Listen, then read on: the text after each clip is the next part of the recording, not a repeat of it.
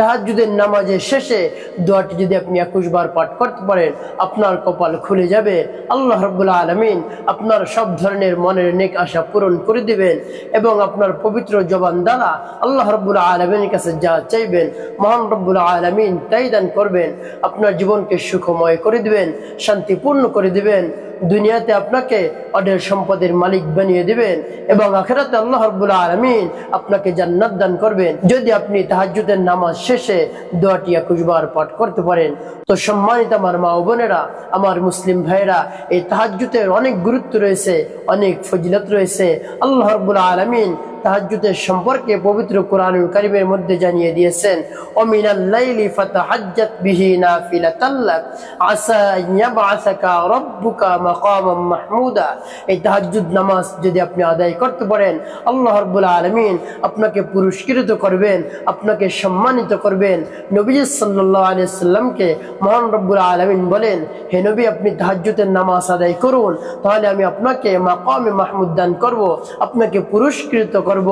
আর মাকামে মাহমুদ হলো একটি সম্মানিত স্থান, যেটি কিয়ামতের ময়দানে থাকবে। সবার উপরে উঁচু একটি স্থান থাকবে, যেখানে আল্লাহর হাবিব সাল্লাল্লাহু আলাইহি ওয়াসাল্লাম দাঁড়িয়ে কিয়ামতের সবকিছু পর্যবেক্ষণ করতে পারবে, সবকিছুই দেখতে পারবে। পৃথিবীর শুরু থেকে শেষ পর্যন্ত যত মানুষ থাকবে কিয়ামতের ময়দানে, সকলকে মহানবী সাল্লাল্লাহু আলাইহি ওয়াসাল্লাম দেখতে পারবে এবং আরো যত কিছু রয়েছে সবকিছুই আল্লাহর হাবিব সাল্লাল্লাহু আলাইহি ওয়াসাল্লাম কিয়ামতের ময়দানে বসে পর্যবেক্ষণ করতে পারবে। এই সম্মান শুধু আমাদের প্রিয় নবী হযরত মুহাম্মদ সাল্লাল্লাহু আলাইহি ওয়াসাল্লামকেই দান করা হয়েছে, অন্য কোনো নবীকে এই মর্যাদা, এই ফজিলত দান করা হয়নি। তো দেখুন, আপনিও যদি তাহাজ্জুদের নামাজ আদায় করতে পারেন, মহান রব্বুল আলামিন আপনাকে পুরস্কৃত করবেন, মহান রব্বুল আলামিনের আপনি প্রিয় বান্দা হয়ে যেতে পারবেন। এই জন্য তাহাজ্জুদের নামাজ আপনি আদায় করুন। তাহাজ্জুদের নামাজ আপনি কখন আদায় করবেন? গভীর রজনীতে আপনি তাহাজ্জুদের নামাজ আদায় করবেন। সেটা হতে পারে বাংলাদেশ টাইম 3টা, 3:30, এভাবে সময়টা হতে পারে। তো আপনি সেই গভীর রজনীতে যখন উঠবেন, মহান রব্বুল আলামিন আপনাকে আমাকে ডাকতে থাকেন আর বলতে থাকেন কার কি প্রয়োজন রয়েছে, কার কি মনের আশা রয়েছে, কার কি মনের বাসনা রয়েছে, কার রিজিকের অভাব রয়েছে, কে রিজিক নিয়ে পেরেশানির মধ্যে পড়ে রয়েছে, কে বিপদের মধ্যে পড়ে আসো, কে রোগে আক্রান্ত রয়েছে, তো আমার কাছে বলো, আমি তোমার রোগ থেকে মুক্তি দান করব। আরো আল্লাহ রাব্বুল আলামিন ডাকতে থাকেন, কে ঋণগ্রস্ত রয়েছে, কে মামলা মোকদ্দমা আটকে রয়েছে, কে কঠিন বিপদের মধ্যে আটকে রয়েছে, আমার কাছে বলো, আমি সবকিছু তোমাদেরকে দান করব, তোমাদের রিজিক দান করব, বিপদ থেকে উদ্ধার করে দেব, সব রোগ থেকে তোমাকে মুক্তি দান করব। এই জন্য আল্লাহ রাব্বুল আলামিনের কাছে বলুন, তাহলে আল্লাহ রাব্বুল আলামিন কিন্তু অনেক খুশি হয়ে যান। আল্লাহ রাব্বুল আলামিনের কাছে যদি আপনি চাইতে পারেন, তাহলে আল্লাহ রাব্বুল আলামিন খুশি হয়ে যান। দুনিয়ার মানুষের কাছে আপনি চাইলে তারা বেজার হয়, তারা নারাজ হয়ে যায়, তারা অসন্তুষ্ট হয়ে যায় একবারের বেশি যদি আপনি চান। আর মহান রব্বুল আলামিন বলেন, আমার কাছে বান্দা যত চায় তত আমি খুশি হই, যত কম চাইবে তত আমি রাগান্বিত হই, আমি নারাজ হয়ে যাই। এই জন্য আপনি বেশি বেশি আল্লাহ রাব্বুল আলামিনের কাছে চাইবেন। আল্লাহ রাব্বুল আলামিনের কাছে চাওয়া মাত্রই আল্লাহ রাব্বুল আলামিন আপনাকে ভরপুর দান করবেন। আল্লাহ রাব্বুল আলামিন বলেন, উদউনি আস্তাজিব লাকুম, বান্দা তুমি আমাকে ডাকো, ডাকার সাথে সাথে আমি তোমার ডাকের সাড়া দেই। তুমি আমার কাছে চাও, চাওয়ার সাথে সাথে আমি তোমার চাওয়া পূর্ণ করে দেব।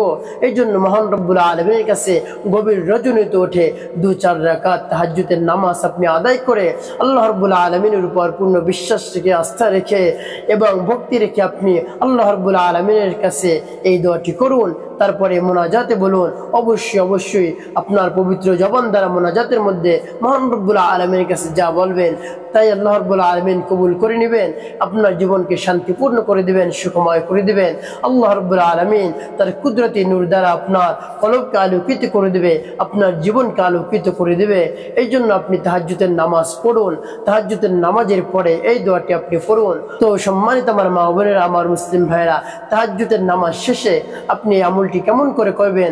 আপনার যখন তাহাজ্জুদের নামাজ শেষ হয়ে যাবে, তারপরে আপনি সেই নামাজের মুসাল্লায় বসে, নামাজের সেই পাক স্থানে বসে আপনি আপনার আমলের দিকে মনোনিবেশ হবেন। আর দুনিয়াবি যত ধরনের চিন্তা রয়েছে, যত ধরনের মনোযোগ রয়েছে, সব মনোযোগ দূর করে আপনি আমলের দিকে মনোনিবেশ হবেন এবং আপনার মনকে স্থির করবেন।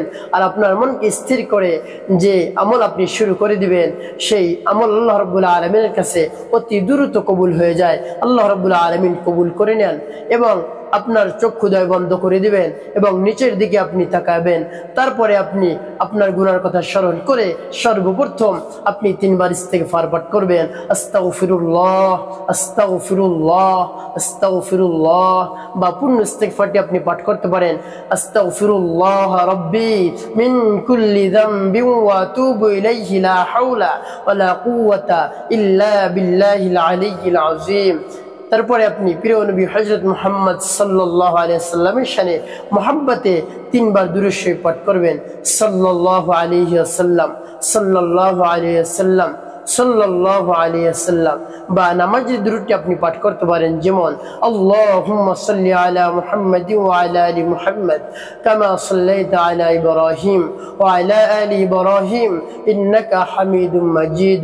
আল্লাহুম্মা বারিক আলা মুহাম্মাদিন ওয়া আলা আলি মুহাম্মাদ কামা বারাকতা আলা ইব্রাহিম ওয়া আলা আলি ইব্রাহিম ইন্নাকা হামিদুম মাজিদ। তো যখন আপনার ইস্তেগফার এবং দুরূদ শরীফ পাঠ করা হয়ে যাবে, তারপরে আপনি সেই মূল্যবান দামি দোয়াটি আপনি 21 বার পাঠ করবেন। আর সেই মূল্যবান দামি দোয়াটি হলো, আমি আপনাদেরকে বলে দিচ্ছি, আল্লাহুম্মা ইন্নী আসআলুকা বিআন্নী আশহাদু আন্নাকা আনতাল্লাহ লা ইলাহা ইল্লা আনতাল আহাদুস সামাদুল্লাযী লাম ইয়ালিদ ওয়া লাম ইউলাদ ওয়ালাম ইয়াকুল লাহু কুফুওয়ান আহাদ।